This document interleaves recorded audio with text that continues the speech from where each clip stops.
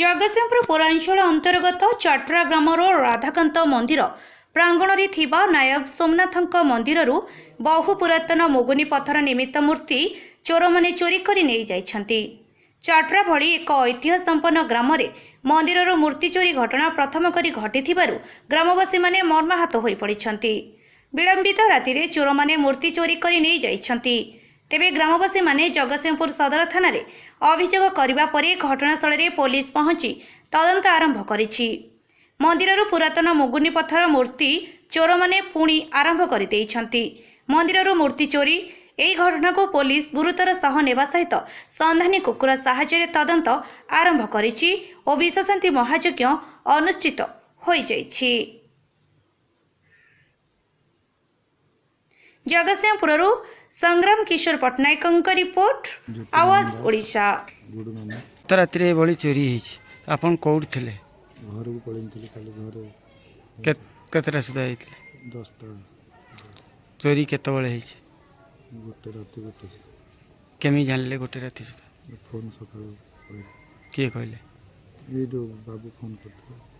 को बाबू मंटो बिना फोन करते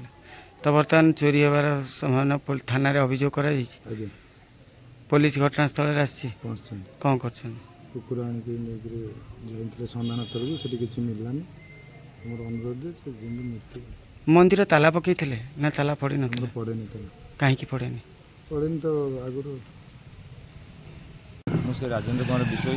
म्यूनिसिपालिटी भाइस चेयरपर्सन अच्छी यहाँ हूँ मो वार्ड 14 नंबर वार्ड हूँ काउनसिलर जीति तापर ये एक चाट्रा एक ऐतिह्य संपन्न गाँ ये गाँव चोरी हवा माने बहुत विरल ये कौन सी ताला दि जाए ना कि ये सब प्रकार लोक निरापद बसवास करती किंतु ये जो आज जो प्रकार येटा घटी समूह मर्माहत करी जो मूर्ति चोरी होती सर्वपुरातन 100 वर्ष